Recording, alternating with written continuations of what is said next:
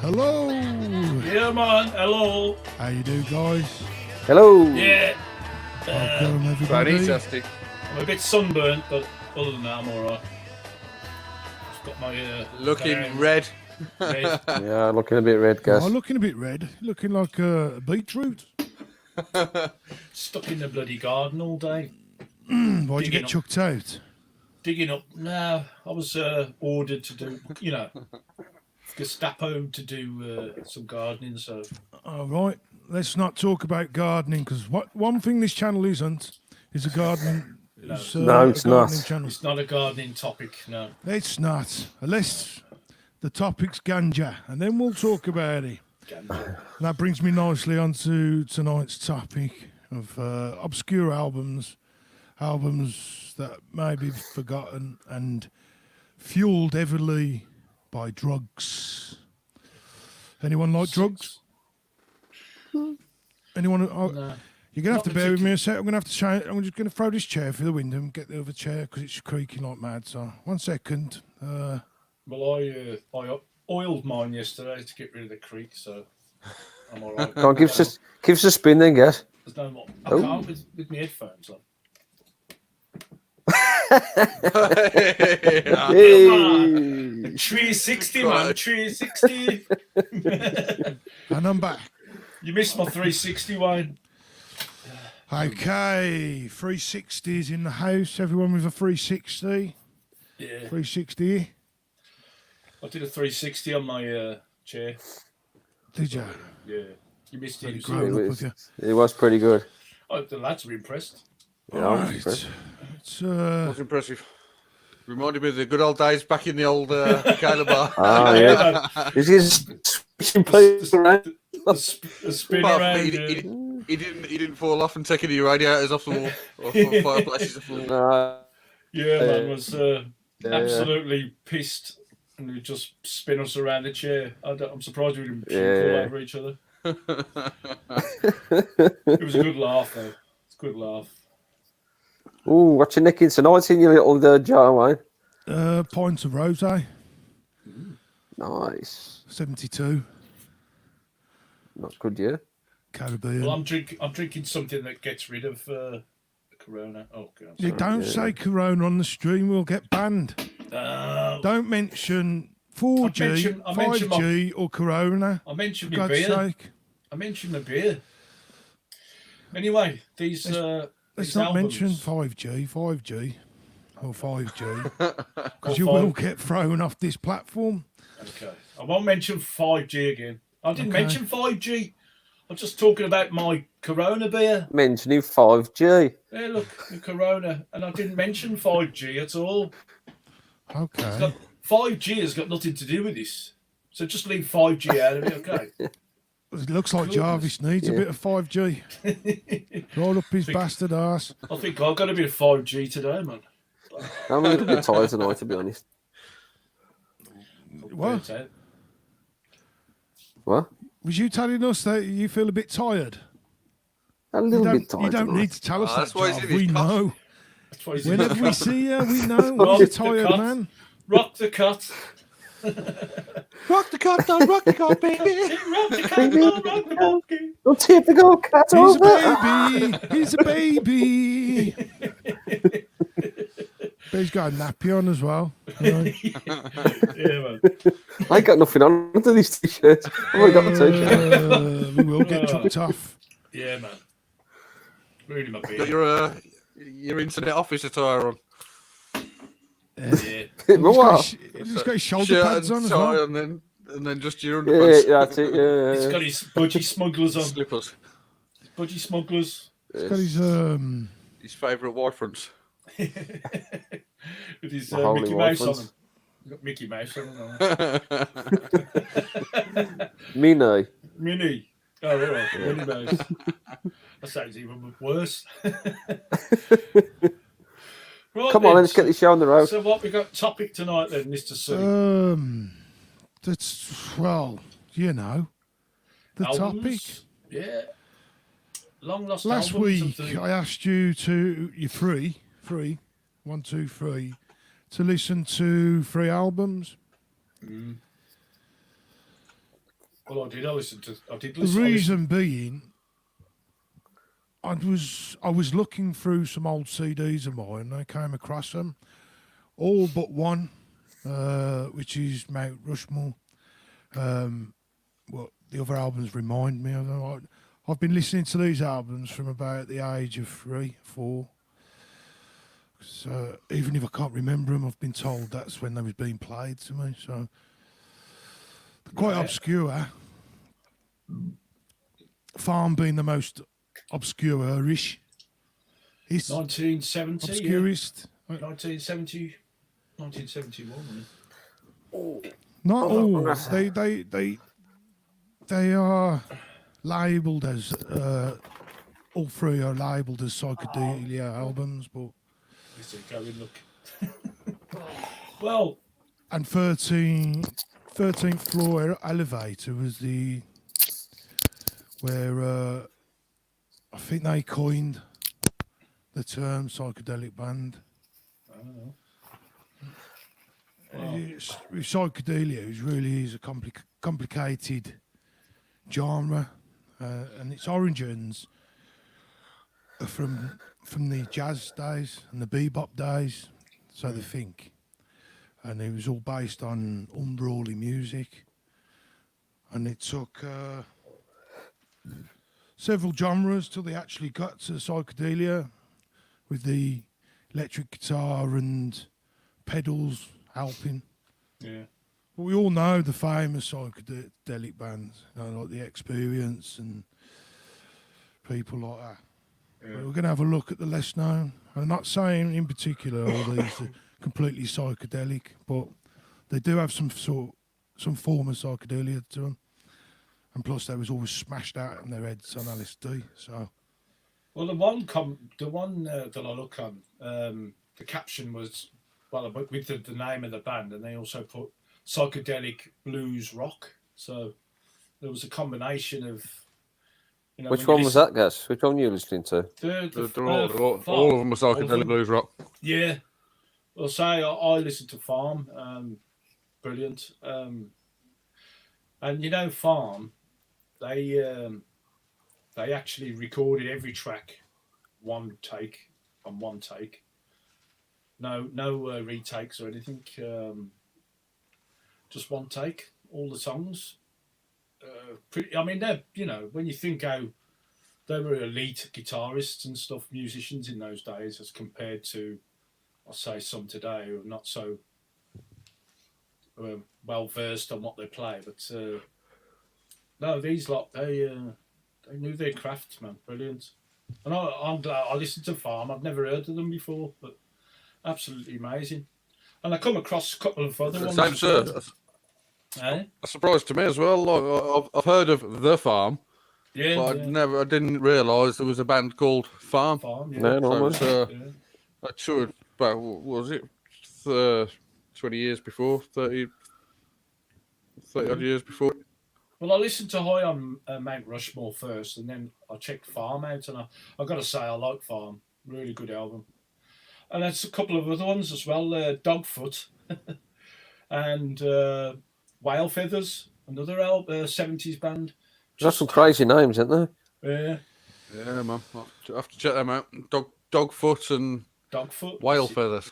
Dogfoot well, I'm and Whale going Feathers. to Brilliant. try and do a sort of quick rundown on Friday, but there is several bands.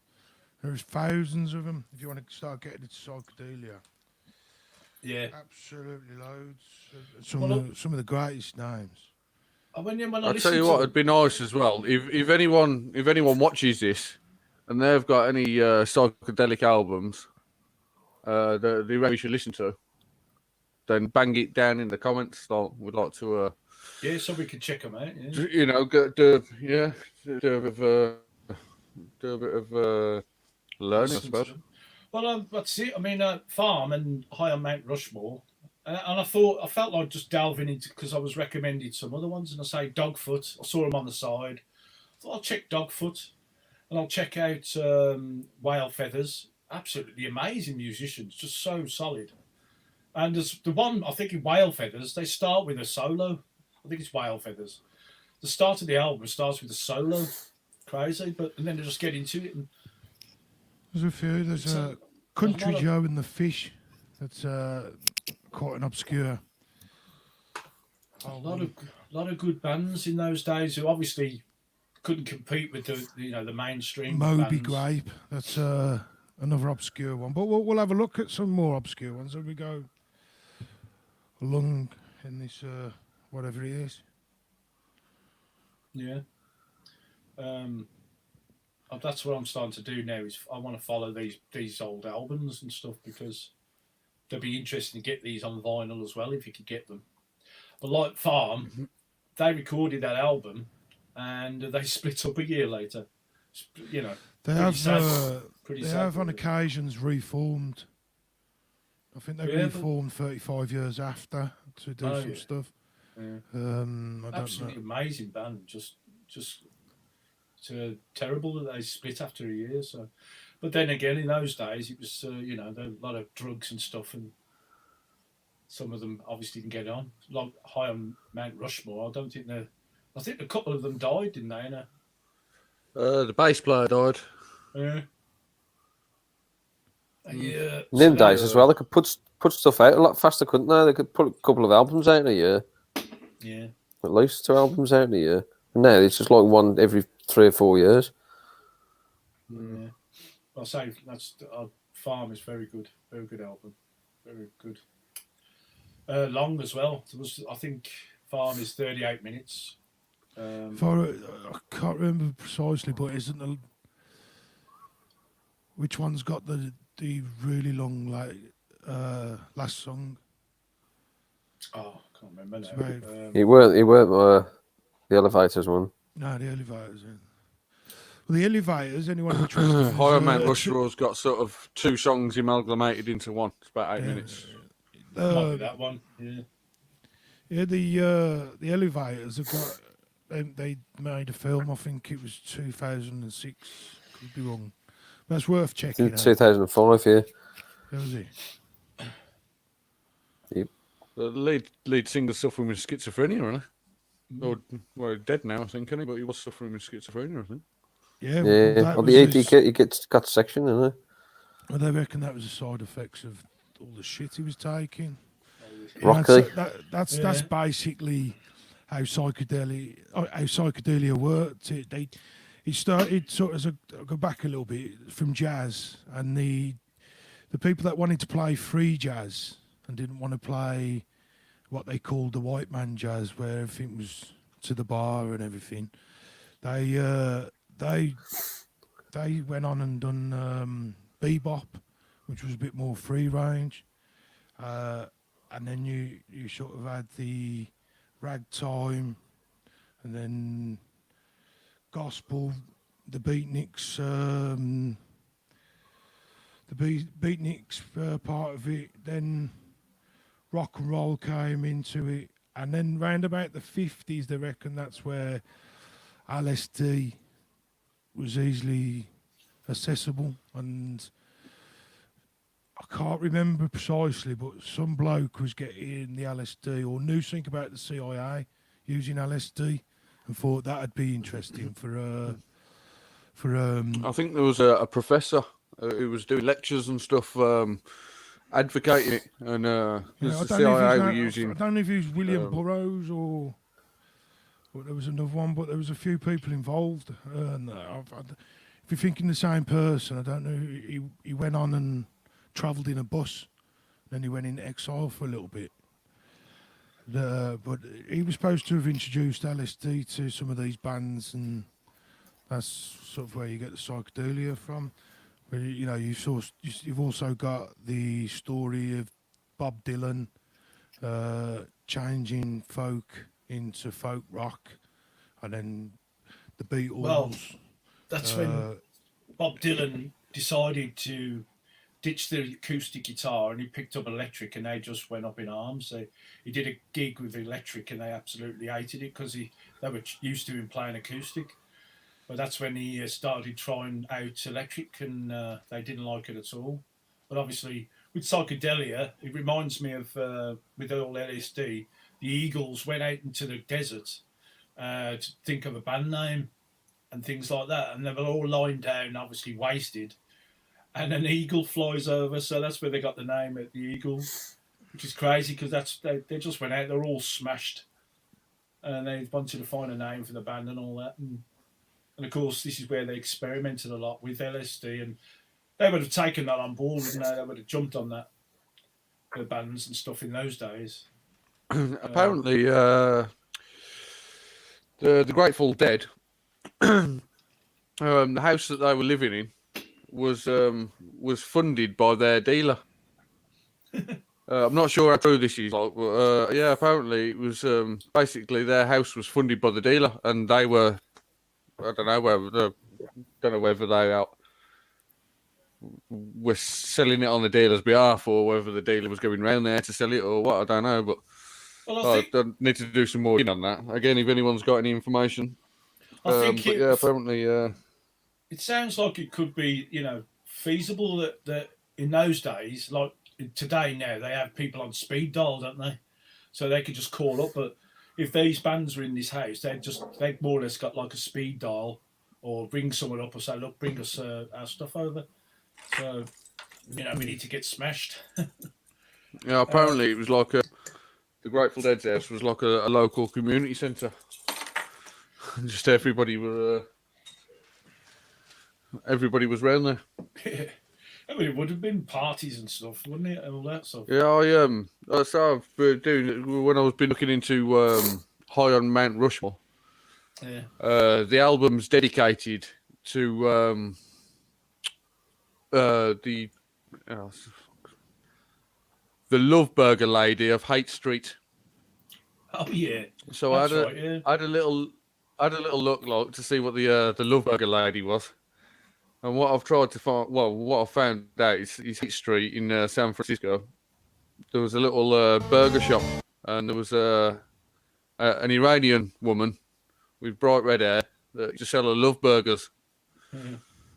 And she used to price them depending on what you could afford.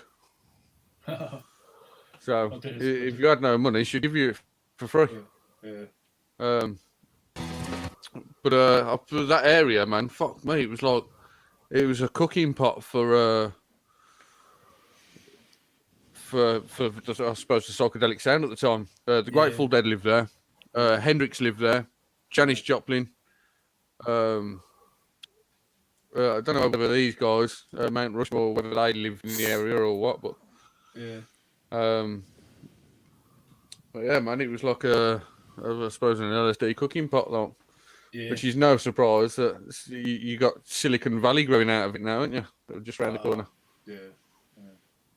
But I reckon it's the epicenter for the Summer of Love. Yeah. On a place called Haight Street. It's fucking funny. Yeah. Not spelt hate. No. No. Well, see, I mean, it would have just all that psychedelia stuff, and all that love and peace and taking all that stuff. That's when everyone was just getting into that sort of stuff, weren't they? I think I remember watching an interview with David Bowie, and he was saying he didn't want to advocate the fact that he'd actually created what he did with what he had, but he more or less, you could see that he wanted to say, look, I did take these drugs and I did create stuff, but I don't want to advocate it because it's not right.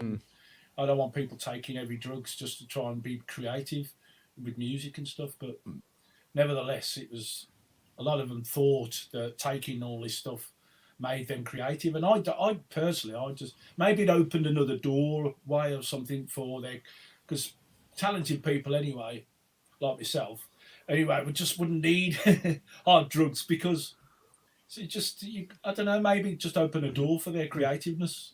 I think it possibly does because I don't know, because a lot of music, like from back in the early days, has had some sort of an influence through it. I mean, we were talking the other week, even like the likes of Mozart and stuff. They would have been strung up on fucking opium, wouldn't they? Well, yeah, that was just like having a cup of tea in those days. Yeah. Carry on, boys. I'm trying to get a drink. It was like having a cup of I mean, opioids and all that was always taken in the 17th, 18th century, even far back. But But I reckon it does open something out in the mind, like, and just gets the old creative juices flowing a little bit yeah, yeah. But to become again, pioneers and create that new sound. yeah, yeah. But obviously, we don't want to advocate that because I just Oh yeah, can't- I'm not advocating doing it. we, no, we no. can't prove. It can that also it's it can also send you random. straight into a straight jacket, like. But Yeah, there was. Well, that was it. There was the downfall from it, wasn't there? The fallout of LSD, and a lot of people had to stop. You know, like, that's why Bowie moved to Berlin. Because he had to get away from the I think lifestyle, didn't as long as you're sensible with stuff, then Yeah. that's the key. Just he? Yeah. don't be a clown when you fuck about, innit? Yeah. I mean, I know we've gone off topic a little bit from these albums Yeah. because we've listened to these, and obviously I've never heard them before, and I was, and it's a pity that we do. There are people out there now who are bringing this music out to people, and people are, the comments are appreciating. Thank you for introducing me to this music, and because they can be these, these bands, they were just musicians of high caliber, and especially like Farm. I mean, I really like that album, and its caliber of musicianship, and the fact that they recorded one take is just proved that people today will have. I mean, I can give you an example of. No, I won't tell you the artist, but they put hundreds and hundreds of takes to and mix them together. They edit them together and stuff like that. So to hear this quality of music where they play fluently, it's just amazing. And it's a people are now starting to find this music, and they're saying the music today is just not as good as it was in the old days. You know what I mean? So I mean, there is music out there you can find. But yeah, there is good music out there, but it's just not being pushed to the mainstream, to the masses. Yeah. It's, I mean, I find you a do lot have of to discover it. Yeah, I mean, a lot of artists now are copying each other and stuff, and there's a lot of bitching going around, backbiting, and that chord, to be that's my fair, chord. Talking about brand new music, like, and there's a brand new album. Well, brand new. It's a couple of months old now, but it's by the Space Lords, which is Psychedelia, and it's a pretty good album. Never heard of it. It's only got like 3 tracks on it, but it's about 45 minutes long. wicked. Oh, for fuck's sake. Check it out. Less tracks. The but Space more, Lords. I'll have to check that out. Yeah. Less tracks, but longer durations. Brilliant. Yeah. Yeah, it's just 2020 Psychedelia. Well, they're old. I've got to go old get the boys, bloody like. charger there. This one's for you, Jarv. He's buggered off, and he's buggered off. Doors of Nothing like Perception. preparation. He's got to learn to mute himself. So this is a book about psychedelia and stuff like that. If anyone wants to read, Doors of Perception. It's the same bloke that wrote Brave New World. So this is 1954. This book.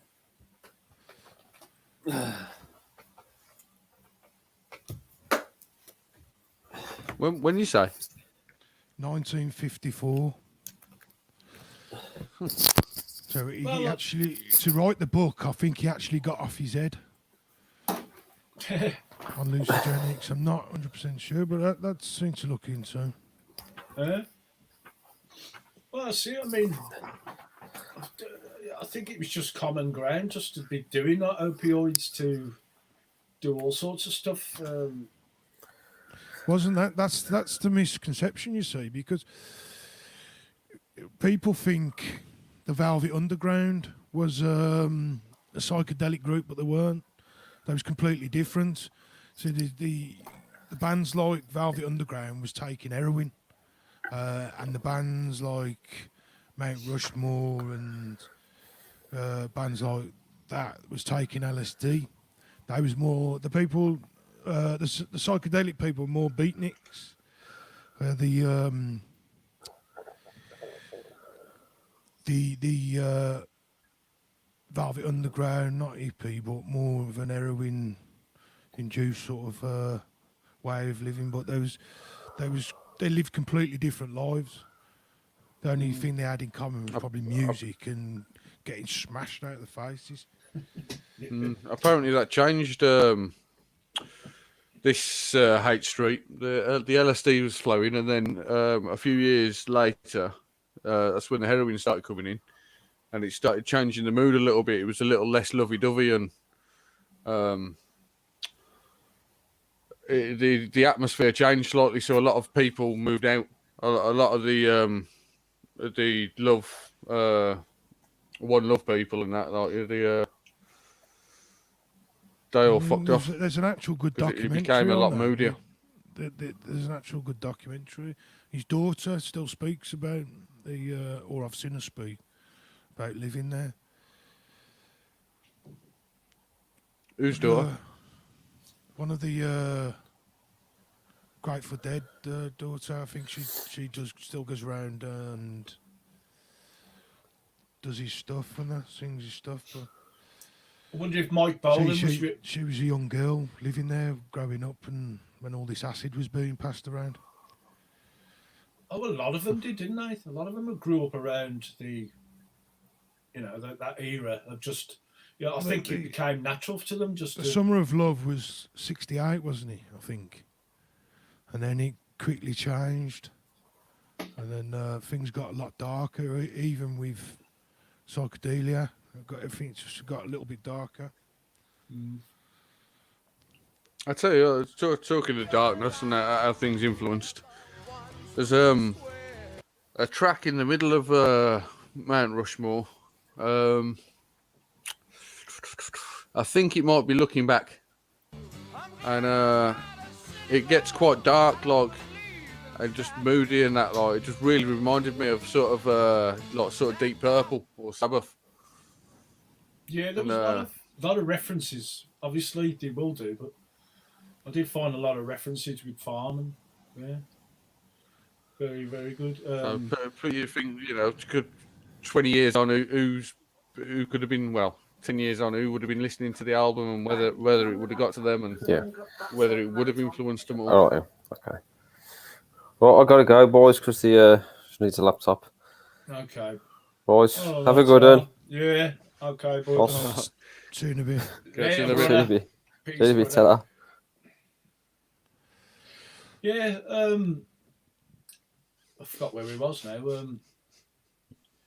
No, but it's like when I listen to these bands, I mean the like Farm and stuff and Mount Rushmore. Obviously, in those days, it doesn't matter how good you can play. You had to, if you couldn't, produce the hit tracks. You know what I mean? It's just. But saying that though, I mean, this is very bluesy rock. Very bluesy rock. It's quite a mismatch sort of album, isn't it? It's the songs are 1 minute you could say psychedelic, and then a very blues rock and roll. So it is a strange album to listen to, really. It is a mixed match. Yeah, it's I mean, for instance, the first song would be.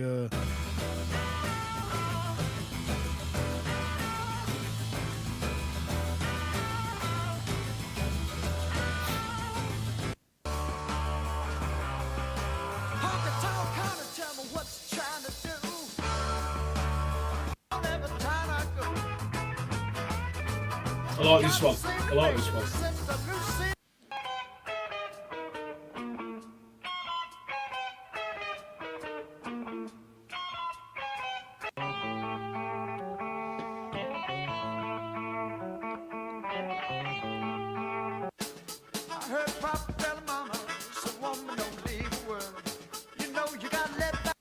Yeah. It's definitely worth listening to. Yeah. I would have liked to have seen what their second album would have been like. Yeah. Yeah, there was supposed to I be mean, some recordings left behind. I think they got burnt in a studio. I'm not sure. I can't remember the story behind it, but there's supposed to be some recordings, and he keeps on promising that he's got stuff to bring out. yeah, as I say, it's just a pity that they broke up after about a year later, and the fact that they, I couldn't get my head around that these were one take songs, just no. Brilliant, and I say it come from a reliable source because the guy, the top of the caption, bloke said he used to be their roadie, and he used to go to school with. No, yeah, I've contacted him. He got back. Oh yeah. Yeah, I've Yeah. seen him on that, and I've seen him on a review as well. And he says he used to live on the same road, Yeah. and he started another band not long after. Yeah, and he said he went to school with them, with the two brothers or something, and someone else, the keyboard player. And he said after this, because then he became a roadie to them, and then he said they recorded this in a studio, and then a year later, they called it quits. And you can imagine it's either they didn't get signed, or they couldn't get signed, or you know what I mean, or it was probably drugs related, and sometimes it is. Probably the combination of the two. I don't know, but I don't know. I don't think it's about being signed. They actually recorded this on a small label, so I don't think the label would have been pushing them off. I don't know a lot about these bands, except for It's probably, the Elevators that just own the albums and listen to them for years. So yeah, It's probably the financial thing, isn't it? Really, because they wouldn't have earned a lot. So whether yeah, but they wouldn't have spent much money. financials, They wouldn't have needed much money, so they would have. yeah, but you just And don't know. sometimes people just have projects, don't they? That they. Yeah, but they they could have played. gone off to do with other things, or had other projects in mind, or relationships. Well, they did that. They did that a lot, didn't they? In those days, they were all. I mean, you've seen the bands today, or we've seen and filmed that they're always jumping ship, and going to another band. And I mean, it's It only always natural. has happened, though, isn't it? Yeah. But obviously, there might have been times. I mean, you listen to the guitarist, the drummer, all of them they're just seasoned musicians, and they were anyway. Oh, And, then let's have a look brilliant. at my favourite of the bunch. This is supposed to be Jarvis's album. Definitely like I like Farm. Very good. As I say, Dogfoot is it? Did I say Dogfoot and Well, for this, and Whale Feathers? Have a listen to Dogfeet and Whale Feathers. Have a listen to them. Very good. It's good indeed. And there's loads more as well, but we'll get down to that.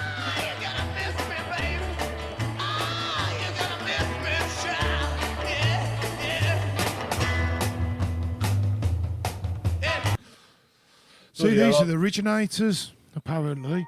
They've Get a real. fucking stupid bitch. These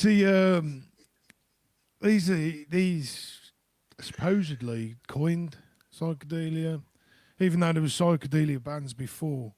But yeah, these definitely took it to an extreme. These guys. Plus, you've got the electric guitar.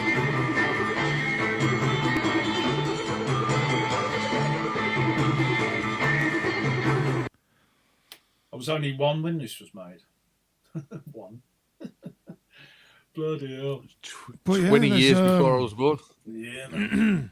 There's 3 other albums. Yeah, Easter Everywhere, Bull of the Woods. So, and the film that came out, I think Jarvis said 2004. Definitely worth checking out. Do we know what that's called? Hey, Do we know what that's called? it's named after the song, which is "You're Gonna Miss Me." The film is "You're Gonna this week. I think you can find it on YouTube. Really interesting. Yeah, but I do like these bands. Out of the three, this being my favourite. It was always my favourite because of the artwork. I remember listening to this, or remember seeing the artwork when I was running around the age of 4 or 5. So it doesn't seem that weird to me, but I It's can got imagine. the old all-seeing eye in the middle of it. Yeah, I'm going to. Well, it's an eye and an eye. Yeah, but you got the pyramid as well, haven't you? I'm going to. I'm going to interesting. play it to Casey and Corey and get their response, because it'd be interesting to see what younger people hear. You know. Well, that's why I started introducing Morgan to these kind of albums, and all he listens to now is just he buys old albums, and he would love this stuff as well. So I'll have to pass these on to him and tell him to have a listen to them, because people need to introduce this to people to make them realise that there was amazing music in the day, instead of some of the shite there is today. But Well, over the next couple of weeks, we're going to have a look at some more obscure albums and important albums. Not just obscure, but important albums. yeah. And we'll do a Again, quick. if anyone's got any albums that they consider important or feel that should be on the list, then bang some comments in. Yeah, we'll do some research on them and see if there's and we'll do a critique on them.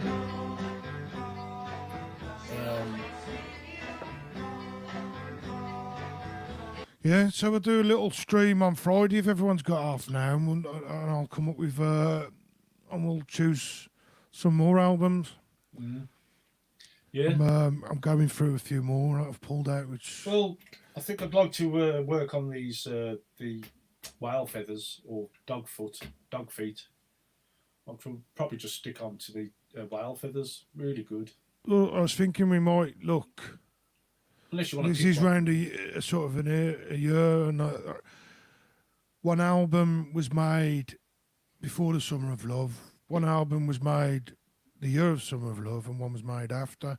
So if we could sort of probably go for some punk bands or something of the golden year of punk, and I probably think that might have been 76 to 79 maybe. So I'll have a good think on that, and we'll have a look. Yeah. Let's try and find some early punk, and maybe try and find something that resembled the start of punk. Well, we'll leave that until we get to that. Yeah. Yes, Farm. I'd say Farm. I like that. It's a really good album. I think the most important album there is the 13th Floor Elevators, without a doubt. Probably the better of the albums. And if I was going to go for Mount Rushmore, I would have gone for the album after, which I think is called Mount Rushmore. That's I got to be honest, I do like this High on Mount Rushmore, because I'd say the influences. It's as soon as I heard it, I thought, okay, now it sounds like Hendrix, and little be known to me at the time that the first song is a Hendrix song. The drummer's amazing in this. But I don't like the mixing on it. That's the only problem. I don't like the way it's been mixed. When you listen to it through cans or in a car, you've got the drums being sent down Oh, but it must have been recorded. It's It recorded. would have been recorded in mono. Mono. Yeah. Yeah, my drums are being sent down the left channel, and the bass is being sent down the right. See, now if you I don't like go, that. I think the album's been remastered, which sometimes makes it worse. But I've heard that people saying the reviews for the if you buy it off Amazon are not that great. They're saying it's absolutely shite quality. Well, that's the thing. adds Because to the. I think that adds to the actual album. But that was the itself. thing in those I- days. They I recorded can't in mono. afford to buy the LP from America either. There's not many LPs about this in England, so well, for sale anyway. Yeah. And I can't afford to import them from America at the minute. I just haven't got the budget to. So it's not going to be going into my album. Well, that's another section for now. thing. That's another thing as well, is having to get used to the mono recording, because obviously they didn't have stereo in those days, so it was just they had to record in mono, and it was the case. Well, of what I having was the reading drums up and the about bass. is the LP. They had a special monophonic LP for DJ use only. Yeah. So I don't know what that is and what the devil of monophonic LP is, but I can't find it to listen to it anywhere, because I wonder if that sorts the stereo problem out and Yeah. I don't converts it more mono. But I don't think they could really do anything about it, because it was recording mono. It's difficult. They'd have to split the track and put the bass and the drums stereo, but it'd just be the same. You wouldn't get that field effect. You know what I mean? Whereas, because I wasn't sure whether it was the dude that recorded it, like Ray Ruff or something like yeah, that. He apparently always went for the live sound, so I thought maybe he's put the drums on one side and bass on the other, like as a stage effect, like I suppose like you would a stereo split with the guitars, but I just don't like it with the back line. It just irritates me. Well, that was it. It was just because it was mono. It's and it was. I mean, one of my favourite tracks, "Need Your Love So Bad" by Fleetwood Mac. You listen to that, and you've got the guitar on the one side, and then you've got the drums there, and there's plenty of others. I mean, you could probably find that with the Beatles. So I'm used to it, like your rhythm guitar and your lead guitar. Yeah. Because it adds that when you work together, it adds that like effect, doesn't it? I don't know what sort of effect I'm trying to say, but I just don't like it with a backline. I like my backline to be solid, straight through. And I don't know. It's just me. Maybe some people like it like that, but I'm just. It's one of the things that irritated me. Yeah, it is. It is difficult to accept, because you're not getting that stereo field. Wicked album, but I would have liked my bass to go all the way through, and the drums. Yeah. Well, it's that was the technology in the day. You know, when they was bouncing from 4 tracks. You know, they only had 4 tracks to work with, so they'd bounce from one track to the other, and then it was just either, and they didn't have a lot to work with in those days. It was just 4 tracks, or so, you know, not like today where it's just multiple tracks. You've got 64 tracks. You've got shitloads. Spoiled now, aren't we? Yeah. And as I say, even like I've got an old Tascam 4-track tape recorder, and in the day people had to bounce tracks, but they had to really work at it, and it made them became more creative. Whereas now you've got so much, you can make so many mistakes, and you can just keep doing it to get it right. Whereas, like I say, with Farm and the rest of them, they just had to get it right on the day, because obviously it was costing money, so, or whatever they recorded on, costing money, so you've got to get it out the way. Proper professionals. Yeah. One take professionals. One take professionals, yeah. I used to be one of them. Yeah, man. You had to get it right on the day, otherwise, you know, it just took time, and especially with Time is money. Especially with the tape recording, because they had to splice anything that was to edit it, splice it. Now today you can edit to your heart's content, but in those days it was all about splicing. So they had to make sure that they got it spot on all the way through. And when listening to Farm, and that guy explained that it was 1 takes for all of them, even though it's only 5 tracks, but it's a bloody massive feat to just play all the way through without, you know, screwing something up. And that's the caliber of workmanship, musicianship. So brilliant, absolutely brilliant. So I look forward to the next review of certain albums. So I've enjoyed so far having a little listen to some new stuff, a bit like being introduced to some new stuff. Yeah. And like you say, it's it leads you down different rabbit holes as well, doesn't it? Because Because, like I said, that's how I discovered these space lords. Yeah, yeah. Well, I see. You just come across this music and think, bloody hell, I've got more music I can listen to now instead of just, you know, picking out your stuff that you normally listen to. You've got something fresh, but it's fresh, but it's bloody old.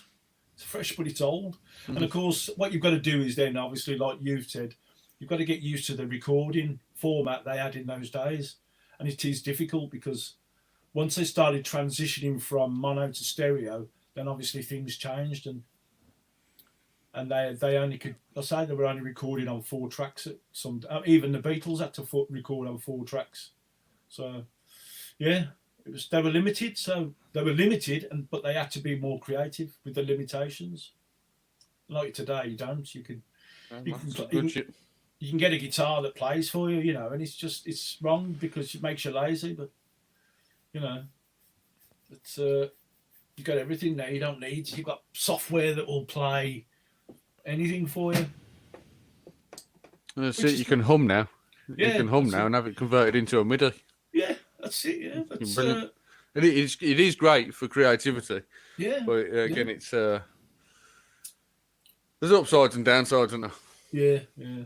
I mean, if it helps you to get a focus and a flow going with your sound and music, fair enough. But I think sometimes being forced to be creative that's when, I mean, let's face it, if they're off in the 70s, 60s and 70s, they were off the faces, off the tits, and they would then just perform the way they did. Because I can't imagine, unless these bands went into the studio and I can't imagine they were sober or didn't touch any drugs when they went into it. Whether they played off their tits, I don't know, but it'd be interesting to know that if they did. I'd try and get hold of that bloke, the roadie. Yeah, so what? It's like, you know, sometimes the ritual is you have a little beer before you go on stage, whether it's like the same, drop one of them before I get in the studio. That's it, yeah. Whether it made them more astute and more, aware of their surroundings. Because let's face it, I mean, opioids and all that was more, it opened up their conscience, didn't it? So, well, LSD is not an opioid, but no, I'm not. I'm just talking in general. I'm not being specific. I'm just saying in general. Most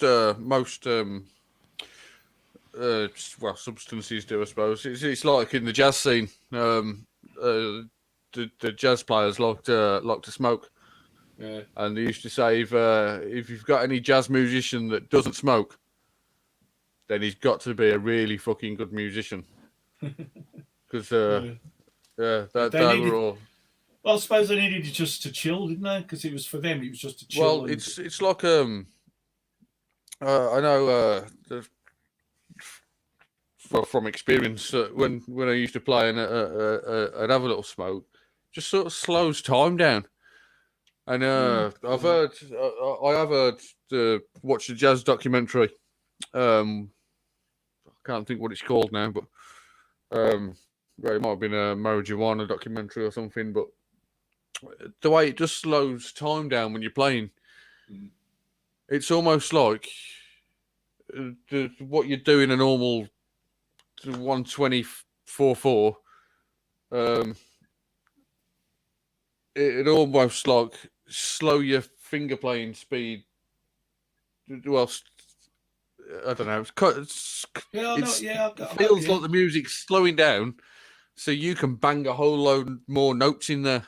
Yeah.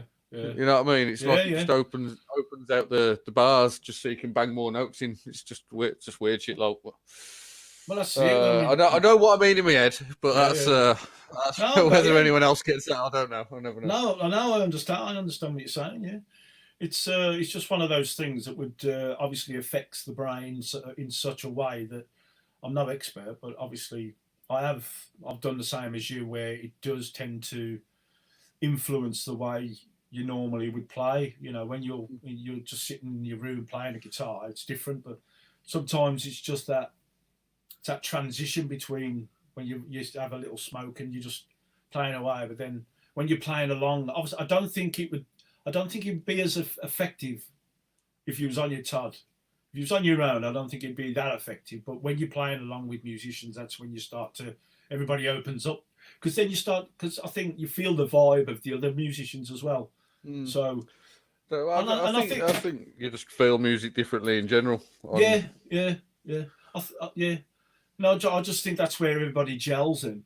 That's when it just becomes one. The band, you know, it don't matter whether there's two, whether there's three, four. Everybody just gels, and it's one of those things that. A nice little moment. Yeah. Oh, bloody hell, we've had some of them. Yeah, absolutely. But no, I mean, you know, obviously, I've never been on the heavy stuff, but sometimes I haven't had to, because when I've played along, I've just felt the music and felt the vibe, and obviously, if there was something out there that makes you feel even more in with it, then you know, fair enough. But yes, when I've had the little smoke, I've had that moment of where I just felt more at ease, you know, when clarity. Yeah, for want of a better word, huh? Yeah, very good. Huh? So where's Mr. C gone to? So I think he's had enough for listening to us now. Yeah, I'm here. I'm Screw you guys, I'm going home. he's probably skinning one up, huh? right. I'm gonna. God, I'm gonna. Right, I'm gonna end here, girls. Right, okay, mate. Yeah. All right then. Beautiful. Yes, Right. nice little chat that was. See Nice you one. Well, I think cheers for tuning in. Yeah. See you All right then, Friday. boys. See you Beautiful. later. Thank you for the chat. Yeah. See you later. Lad. Beautiful. Peace, Catch brothers. you in a bit. Yeah.